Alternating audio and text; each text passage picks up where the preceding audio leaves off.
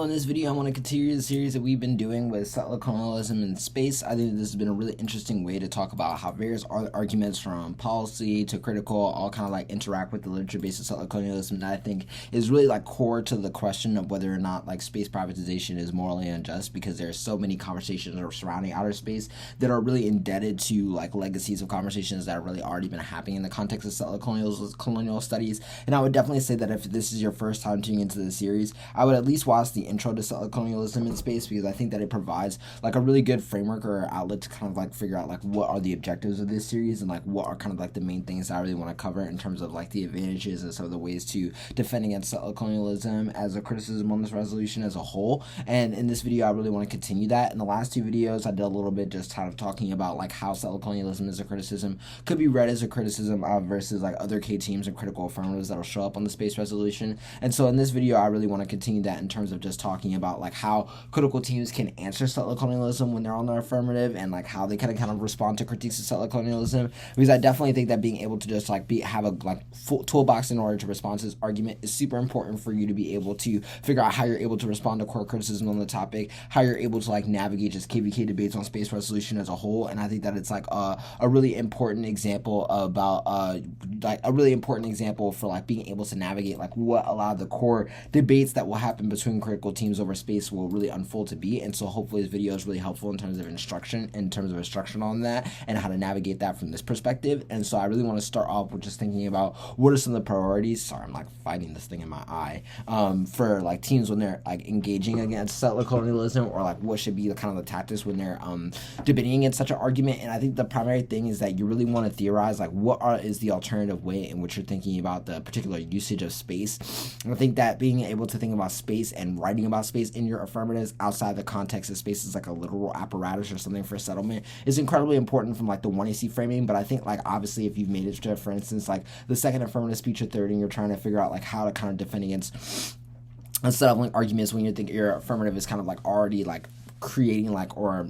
is only able to exist based off of like that desire or framing, and there are obviously like ways in which you're gonna have to like navigate it regardless. But I think the first thing is to think about like the idea and conversation about space just beyond the literal exploration of outer space as like an object, and really think about like what the question of like why we're going to space in the first place is, and be like really thoughtful in terms of like how you're kind of like framing that as a top level portion of your affirmative. When you're writing your affirmative, I think that it's super important to think about at a thesis level how you're able to kind of like navigate central questions about like what the role that space is supposed to have, not only as a question for like a literal resource, but rather like what it does to change like the types of conversations the conversation that we're having, like not just in the context of like what, for instance, like is space as a little apparatus, but like what does space do in terms of like changing the conversations we have around like what particular like views of science and technology that we should be taking up in terms of like how we change our relationship to the earth now. What does it mean in terms of like how we relate to each other, not in terms of like space as a particular space as a particular like apparatus or physical kind of like occupancy, but rather space is a kind of like theory for how we're able to think about like what other worlds or alternative possibilities of life could exist. I think that that's super important for you to kind of be able to understand like the ways in which various types of like sources of offense are able to kind of like create like ways for you to access things like permutation and other sources of offense for against this type of criticism. I also think that when you're trying to relate to the question of like what other priorities that you should be building outside of the 1AC, I think that when you start getting into this argument and like you kind of like make the pivot into the second and third affirmative speech, it's not just a question of whether you can be like, you know, we were always thinking about this question, but rather how you can kind of think about what other ways to think about like space outside of like material resource, and like how that is able to change like the way in which we're able to operate on an everyday ground basis. There are so many arguments in the context of like futurism arguments that are based on like why changing our kind of like objectives for what we're reaching in the future, how that changes our actions on like an everyday material basis. And I think that being able to make arguments about like why that kind of like basis is like really important for how you're able to think about like space as like a metaphor, or like space as a particular kind of like context to think about like how we're able to change like the tactics that we use to survive on Earth, is like really important to how you're able to paint a clear story to the judge on like how your kind of affirmative is operating at multiple levels that are really able to contest and answer such an argument. I then think that when you're going on into questions about like what the framing of the debate should be, a lot of the questions for how you should be framing the context should be questions of like competition that I think operate a question of like material attractive strategy. I think that there's a lot of arguments there are a lot of arguments to be made in terms of like why the paradigm for like what is being used to think about like why for like how different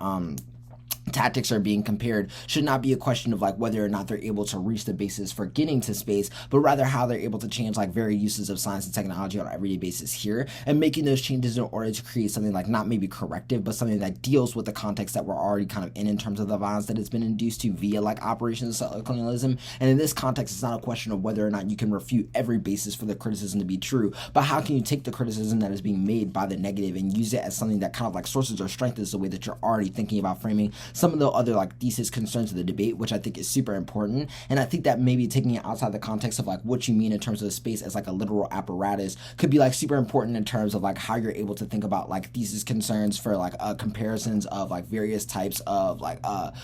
for various types of strategies once judges are able to get out of like the context of like what it means for like outer space as a whole, and kind of like breaking down like how these things, maybe not like space as just a metaphor, but like how these things relate in terms of using space as a paradigm or as an epistemology for how we're able to think about like everyday actions could be really helpful in terms of your ability to think about like the role of competition as a whole. I then think that when you're trying to consider like maybe what are some of the like other concerns that you should be thinking of in terms of just like the thesis debate, a lot of the like strongest arguments that I think come from a thesis debate that'll kind of frame a lot of your stuff that you'll be doing like more specifically on the line by line or the other continuancies of the criticism is really about like how you're able to invest in